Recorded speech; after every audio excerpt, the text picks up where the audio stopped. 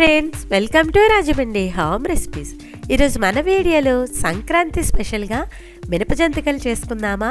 ఈ మినపజంతికలు చేసుకోవడానికి పిండి ఆడించే పని లేకుండా ఈజీగా ప్రెషర్ కుక్కర్లో ఎలా చేసుకోవాలో ఈ వీడియోలో చూసేద్దాం. ఒక్కసారి నేను చూపించిన ప్రొసీజర్లో చేసుకోండి. జంతికలు అస్సలు ఆయిల్ పీల్చకుండా కరకల్లాడుతూ తినే కొద్దీ తినాలి అనిపిస్తుంది. ఎంతో రుచికరంగా ఉండే మినపజంతికలు ఎలా తయారు చేసుకోవాలో ప్రాసెస్ అయితే చూసేద్దామా? ముందుగా దీనికోసం ప్రెషర్ కుక్కర్ తీసుకొని దాంట్లోకి 1 కప్పు దాకా మినపగుళ్ళను అయితే తీసుకోండి. ఇది మునిగేంత వరకు వాటర్ యాడ్ చేసుకొని పప్పుని ఇలా ప్రెస్ చేస్తూ బాగా నీట్గా క్లీన్ చేసుకోవాలి. ఇలా ఒక 2 సార్లన్నా శుభ్రంగా కడిగేసుకోండి. ఇలా కడుక్కున్న తర్వాత ఏ కప్తో మినపగుళ్ళు తీసుకుంటారో అదే కప్ తోటి వాటర్ వచ్చేసి 3.5 కప్పుల దాకా వేసుకుంటే మనకి మినప్పప్పు అనేది చక్కగా మెత్తగా ఉడుకుతుంది. నేనైతే 3.5 కప్స్ వేసుకున్నా. ఇప్పుడు కుక్కర్ పైన లిడ్ క్లోజ్ చేసేసి విజిల్ పెట్టి స్టవ్ ఆన్ చేసి మీడియం ఫ్లేమ్లో పెట్టుకొని విజిల్స్ అయితే రానివ్వాలి. ఒక 4 to 5 విజిల్స్ వస్తే చక్కగా మెత్తగా ఉడికిపోతుంది. మినపప్పులో వాటర్ కనుక ఎక్కువైపోతే ఇలా పైకి వచ్చే ఛాన్స్ ఉంటుందండి. ఫ్లేమ్ని అప్పుడు లో ఫ్లేమ్లో పెట్టుకొని మళ్ళీ మీడియం ఫ్లేమ్లో అడ్జస్ట్ చేసుకుంటే సరిపోతుంది. ఇలా ఒక 4 to 5 విజిల్స్ అయితే రానివ్వండి. ఇలా కంప్లీట్గా ప్రెషర్ పోయిన తర్వాత కుక్కర్ మూత తీసైతే చూద్దాము. చూడండి, మినప్పప్పు అనేది చక్కగా ఉడికిపోయింది. ఎక్కడ కూడా బద్దల లేకుండా చాలా స్మూత్గా ఉడికిపోయింది కదా. ఒకవేళ మీరు వాటర్ కనుక తక్కువ వేసి సరిగ్గా కనుక ఉడకకపోతే మళ్ళీ ఇంకొక 2 విజిల్స్ రానివ్వండి. లేదు అనుకుంటే అలా మనకి ఉడికిన మినప్పప్పుని మిక్సీ జార్లో వేసి పేస్ట్లో కూడా చేసుకోవచ్చు. ఆల్రెడీ నేను వాటర్ ఎక్కువ వేసి ఎక్కువ విజిల్స్ రానిచ్చాను కాబట్టి చక్కగా మెత్తగా ఉడికిపోయింది. ఈ విధంగా మెత్తగా ఉడికిపోతే సరిపోతుంది. మెత్తగా ఉడకకపోతే మిక్సీలో వేసి పేస్ట్లో అయితే చేసుకోండి.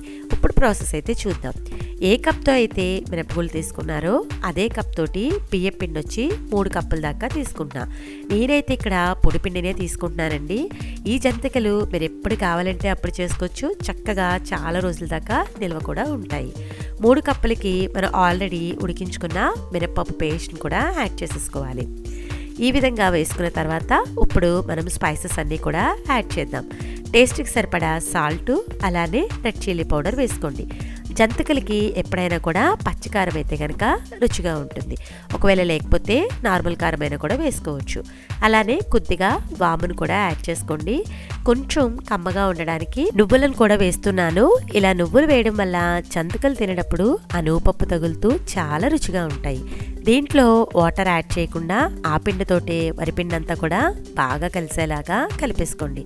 ఇలా మినప్పిండిలోకి వరిపిండి బాగా కలిసేలాగా కలుపుకోవాలి. ఇలా అంతా కలుపుకున్న తర్వాత ఇప్పుడు మనం కొద్దిగా వాటర్ని చిలకరిస్తూ సాఫ్ట్గా మనకి పిండి రెడీ అయ్యేటట్టుగా చూసుకోవాలి. అయితే ఒకేసారి ఎక్కువ వాటర్ అయితే యాడ్ చేయకండి. కొద్దిగా వాటర్ని చిలకరించుకుంటూ పిండిని అయితే కలుపుకోవాలి. మీరు ఎక్కువ క్వాంటిటీలో కనుక జంతికలు చేసుకునే అయితే కనుక 2 to 3 బ్యాచెస్గా పిండిని అయితే కలుపుకోండి. పిండి కనుక ఎక్కువగా నానిపోతే జంతికలు అనేవి ఆయిల్ అనేది పీల్చేస్తుంది. చూశారు కదా, ఈ విధంగా అవసరాన్ని బట్టి వాటర్ని చూసుకుంటూ యాడ్ చేసుకోవాలి. ఇలా చేసుకున్న తర్వాత సాఫ్ట్ డో అయ్యేలాగా మనం రెడీ చేసుకుంటే సరిపోతుంది. మినపజంతికలు చేసేటప్పుడు మన చేతులకి అంటుకోకుండా ఉండడానికి ఇలా పిండిని కలుపుకున్న తర్వాత చెయ్యని కాస్త తడి చేసుకున్న తర్వాత మాత్రమే జంతికల గొట్టంలో అయితే పెట్టుకోవాలి. పిండి అయితే కలిపేసుకున్నాను. చూసారు కదా, చక్కగా మెత్తగా వచ్చింది కదా. దీనిపైన మూత పెట్టేసి పక్కకు పెట్టేస్తున్నా. ఇప్పుడు జంతికల గొట్టంలో ఇలాంటి ప్లేట్ తీసుకొని అడుగును పెట్టేసి చుట్టూ కూడా ఆయిల్ అయితే అప్లై చేయండి. మనం కలిపెట్టుకున్న పిండిని కొద్దిగా తీసుకుని సిలిండ్రికల్ షేప్లో చేసుకుని జంతికల గొట్టంలో పెట్టుకోవాలి. మినప్పిండి చేతికి అంటుకునే అవకాశం ఉంటుంది కాబట్టి చెయ్యని తడి చేసుకుని జంతికల గొట్టంలో పిండిని అయితే పెట్టుకోండి. ఇలా పెట్టుకున్న తర్వాత మనం క్లోజ్ చేసి జంతికల్లా చుట్టుకోవాలి. జంతికలు ఎక్కువగా వేసే అలవాటు లేని వాళ్ళు, ఫస్ట్ టైం వేసిన వాళ్ళైతే కనుక ఇలా ఏదైనా గరిటె మీద చక్కగా ఈ పిండిని జంతికల్లా చుట్టుకొని ఆయిల్లో వేసుకుంటే ఈజీగా ఉంటుంది. ఇలా వేసేటప్పుడు మన ప్యాన్లో ఆయిల్ అనేది మరీ ఎక్కువగా కూడా వేయకూడదండి. ఇలా సగానికి వేసుకుంటే సరిపోతుంది. ఇలా వేసుకున్నాక ఆయిల్ అనేది హీట్ అయిందా లేదనేది చెక్ చేయండి. పిండి కలుపుకునే ముందే ఆయిల్ పెట్టేసుకుంటే ఆయిల్ అనేది కాగిపోతుంది. ఇప్పుడు మనం రెడీ పెట్టుకున్న జంతికని ఈ విధంగా అయితే వేసుకోవాలి. ఇలా వేసుకున్నాక ఫ్లేమ్ని మీడియం ఫ్లేమ్లో పెట్టుకుని ఒక 2 నుంచి 3 నిమిషాల పాటు కదపకుండా అలానే ఉంచేసేయండి. జంతిక వేసిన వెంటనే కనుక కదిపితే విడిపోయినట్టుగా అయిపోతుంది. ఇలా మనకి కాస్త వేగిన తర్వాత నెమ్మదిగా బ్యాక్ సైడ్కి అయితే టర్న్ చేసుకోవాలి.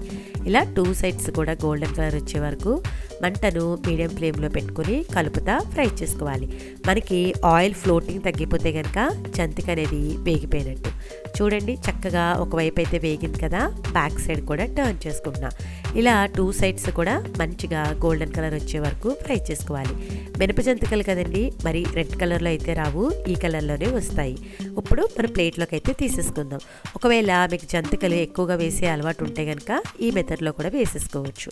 మీకు ఎలా కావాలంటే అలా వేసుకోండి. ఆయిల్ మట్టుకు మన ప్యాన్లోకి సగం మాత్రమే వేసుకుంటే మనకి ఆయిల్ అనేది స్టవ్ మీద పడకుండా నీట్గా ఉంటుంది. చూసారు కదా, ఇలా మీడియం ఫ్లేమ్లో పెట్టుకుని 2 సైడ్స్ కూడా మంచిగా గోల్డెన్ కలర్ వచ్చే వరకు ఫ్రై చేసుకోవాలి. మినప జంతికలు తయారు చేయడం ఇంత ఈజీ అనిపించిందా? వీడియో నచ్చేసిందా? అయితే ఒక్క లైక్ ఇవ్వడం మర్చిపోవద్దు. మీరు ఇచ్చే లైక్ వల్ల మన వీడియో ఇలాంటి మరికొన్ని వ్యూస్కి అయితే చేరుతుంది. ఇంకెందుకు ఆలస్యం, నేను చెప్పిన ఈ టిప్స్ అన్నీ ఫాలో అవుతూ మీరు కూడా మినప జంతికలను ట్రై చేసి ఎలా వచ్చిందనేది మీ అమూల్యమైన ఫీడ్బ్యాక్ని నా కమెంట్ సెక్షన్లో తెలియజేయండి. మీ అందరికీ నా వీడియో నచ్చిందనే అనుకుంటున్నా. Thanks for watching my video. Please like, comment, share, subscribe my channel.